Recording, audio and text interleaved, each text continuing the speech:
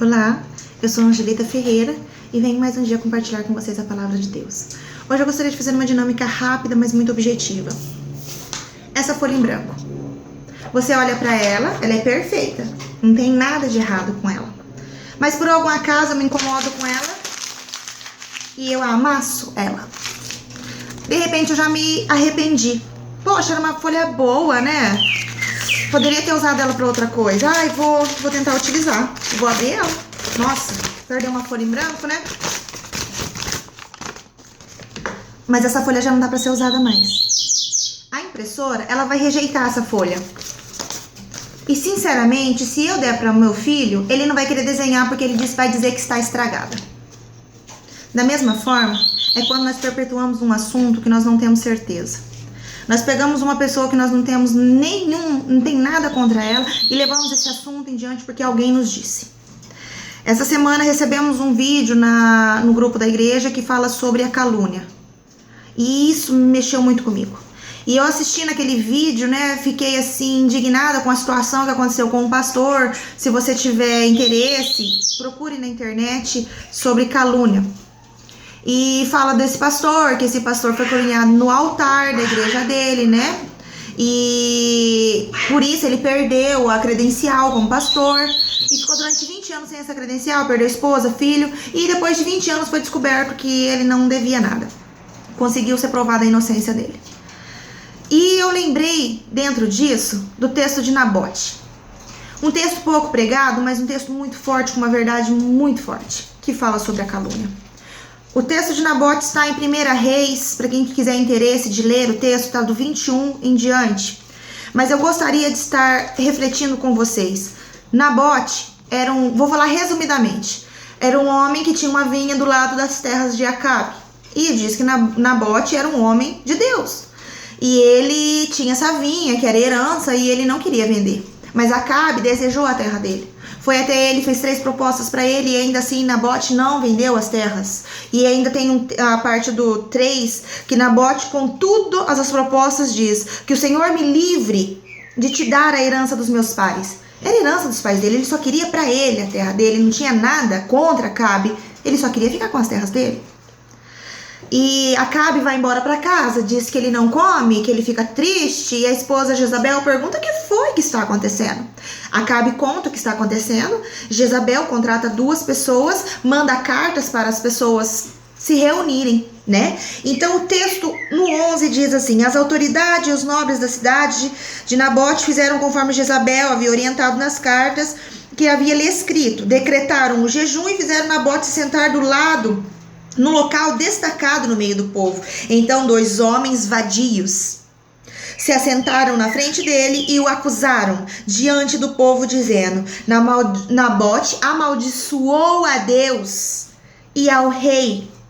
Por isso levaram-o para fora da cidade e o apedrejaram até a morte. Esse homem morreu por uma acusação que ele não havia feito. Acusaram ele de algo que ele nem imaginava, só porque ele não quis vender as terras para Acabe. Uma calúnia.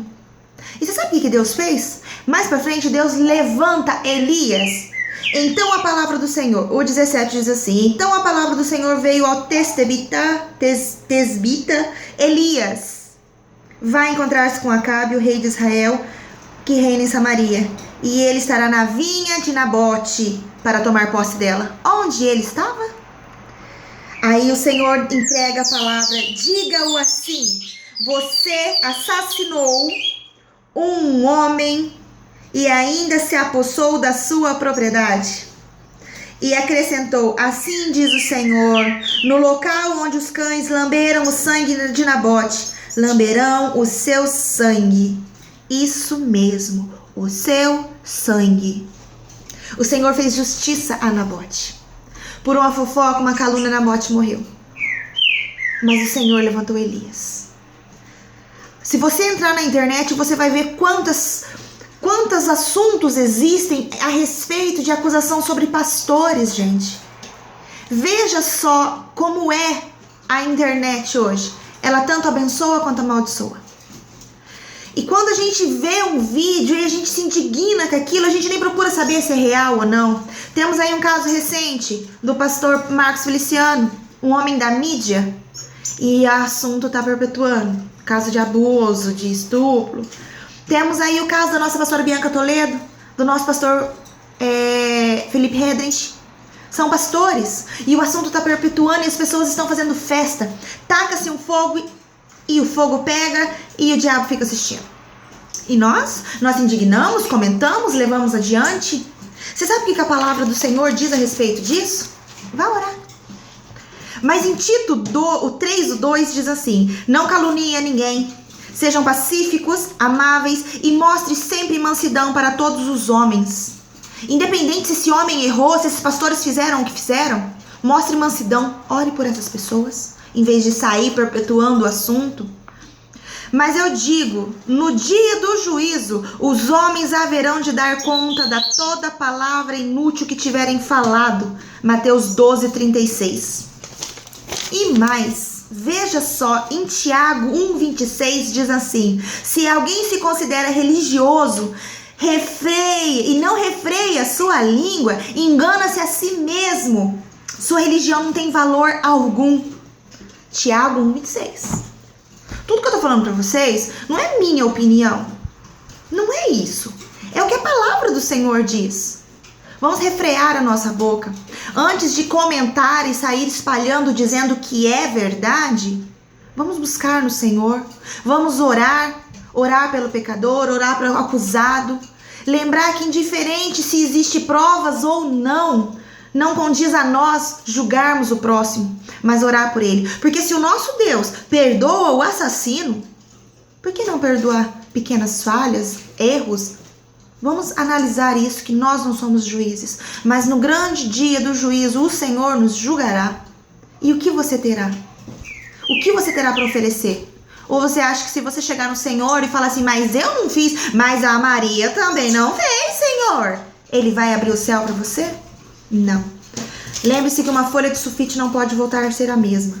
Assim, quando você calunia alguém, talvez você estrague na vida de alguém para o resto da vida. Ore por ela, busque no Senhor. Vamos ser mais santos, buscar do Senhor o entendimento. Como eu sempre digo, respire e viva. Obrigada.